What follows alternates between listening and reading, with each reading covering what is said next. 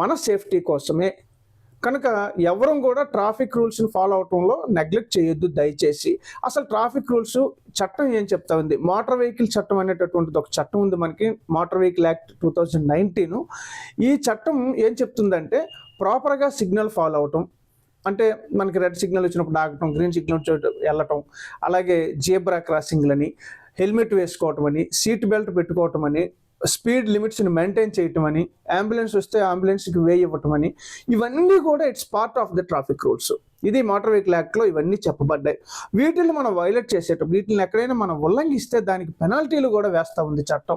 అయినప్పటికీ మనలో మార్పు రావట్లేదు. చాలా వరకు నెగ్లిజెన్సీ వలన, మన యొక్క నిర్లక్ష్యం వలన మాత్రమే యాక్సిడెంట్లు జరుగుతూ ఉన్నాయి. అలాగే ట్రాఫిక్ రూల్స్ ఫాలో అవ్వకపోవటం, ప్రాపర్గా సిగ్నల్ ఇవ్వాల్సిన దగ్గర సిగ్నల్ ఇవ్వకపోవటం, స్పీడ్ లిమిట్ని మనం మెయింటైన్ చేయకపోవటం, లేదా డైవర్స్ ఉండేటప్పుడు మనం ప్రాపర్గా సిగ్నల్ ఇవ్వకుండానే ఓవర్ రైడ్ చేయటం, లేదా ట్రాఫిక్ జంపింగ్ చేయటం, అంటే ఆల్రెడీ రెడ్ సిగ్నల్ పడి ఉంటుంది, కొంచెం కాస్త ఖాళీ ఉంది రోడ్ అని చెప్పి వెంటనే వెళ్ళిపోవటం. దీనికి ఉదాహరణ ఒక 2 years బ్యాక్ అనుకుంటా, విశాఖపట్నంలో డైమండ్ పార్క్ జంక్షన్ దగ్గర ఒక ఘోరమైన యాక్సిడెంట్, చిన్నపిల్లల యొక్క ఆటో యాక్సిడెంట్ అయింది. మీ అందరికి మించి సోషల్ మీడియాలో తెలిసే ఉంటుంది. అది రెడ్ సిగ్నల్ పడింది, కానీ రోడ్ అంతా చాలా క్లియర్ గా ఉందని చెప్పి ఆటో డ్రైవరు ముందుకు వెళ్ళిపోవడం జరిగింది.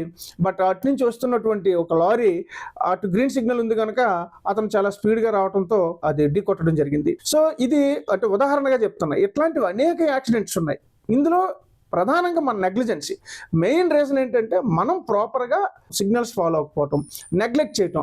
ఏమో ఇదిలే చూద్దాం, ఒక 2 seconds లేదా ఒక 5 seconds 10 seconds మనం వెయిట్ చేయడానికి చాలా ఇబ్బంది పడతా ఉంటాం. దయచేసి ఎవరు కూడా అలా చేయొద్దు. అలాగే మోటార్ వెహికల్ యాక్ట్ లో కూడా చాలా ఎక్కువ పెనాల్టీలు వేస్తూ ఉంది. అలాగే యాక్సిడెంట్ జరిగితే ఆ తర్వాత కోర్టు ద్వారా కేసులు కూడా అవుతూ ఉంటాయి. అవి చాలా పరిణామాలు ఉంటాయి, చాలా తీవ్రమైనటువంటి పరిణామాలు ఎదుర్కోవాల్సి ఉంటుంది. అసలు చట్టం కూడా ఏం చెప్తుందో ఒకసారి మనం చూద్దాం. ట్రాఫిక్ రూల్స్ కి మోటార్ వెహికల్ చట్టం 2019 ప్రకారం లైసెన్స్ లేకుండా డ్రైవ్ చేస్తే, అది సెక్షన్ 3 అండ్ సెక్షన్ 181 ప్రకారం ఒక లైసెన్స్ లేకుండా డ్రైవింగ్ చేయకూడదు. అలాగే డ్రంక్ అండ్ డ్రైవ్ మనం ఎక్కువగా ఈరోజు చూస్తా ఉన్నాం. వీకెండ్స్ రాగానే ఎక్కడ పడితే అక్కడ ట్రాఫిక్ పోలీసులు మనకి డ్రంక్ అండ్ డ్రైవ్ చెకింగ్లు చేస్తూ ఉంటారు. అది సెక్షన్ 185 ప్రకారం డ్రింక్ చేసి డ్రైవ్ చేయకూడదు. అలాగే హెల్మెట్ లేకపోతే సెక్షన్ 129 ప్రకారం హెల్మెట్ లేకుండా డ్రైవ్ చేయకూడదు. అలాగే సీట్ బెల్ట్ పెట్టకుండా డ్రైవ్ చేయకూడదు. ఇది కూడా సెక్షన్ 194B చెప్తా ఉంది. సీట్ బెల్ట్ కంపల్సరీగా కార్ డ్రైవ్ చేసేటప్పుడు పెట్టుకోవాలి.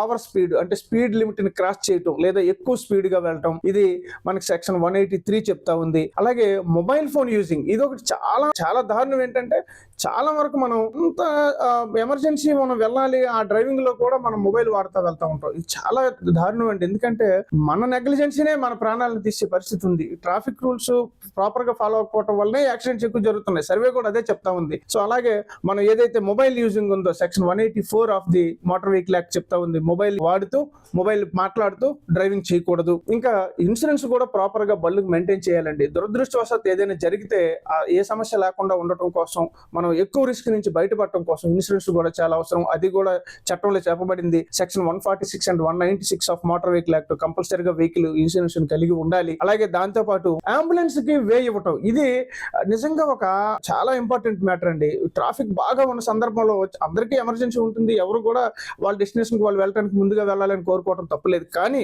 అంబులెన్స్ కి ఆ సైరన్ ఇవ్వడం జరిగింది. అది చట్ట ప్రకారమే ఆ సైరన్ ఉంటుంది. అంబులెన్స్ కి section 194E of the motor vehicle act ప్రకారం అంబులెన్స్ కి క్లియరెన్స్ ఇవ్వటం కూడా మన యొక్క ట్రాఫిక్ రూల్స్ లో భాగమే. కనుక దయచేసి ఎవరైనా ఎమర్జెన్సీలో వెళ్లే పరిస్థితి ఉంటుంది కనుక అంబులెన్స్ సైరన్ వినగానే మనం వీలైనంత వరకు అక్కడ ఉన్నటువంటి సోర్సెస్ ని బట్టి మనం క్లియరెన్స్ ఇచ్చి ఓ పక్కకు తప్పుకొని అంబులెన్స్ కి ముందు దారి ఇవ్వటం లాంటివి చేయాలి. దానివల్ల ఇంకొకరి ప్రాణం కాపాడే వాళ్ళం అవుతాం. అలాగే మన ప్రాణాలని మనం కాపాడుకోవద్దు, ఎదుటి వాళ్ళ ప్రాణాలను కూడా కాపాడాలంటే ముందు ట్రాఫిక్ రూల్స్ ప్రాపర్ గా ఫాలో అవటం చాలా ఇంపార్టెంట్.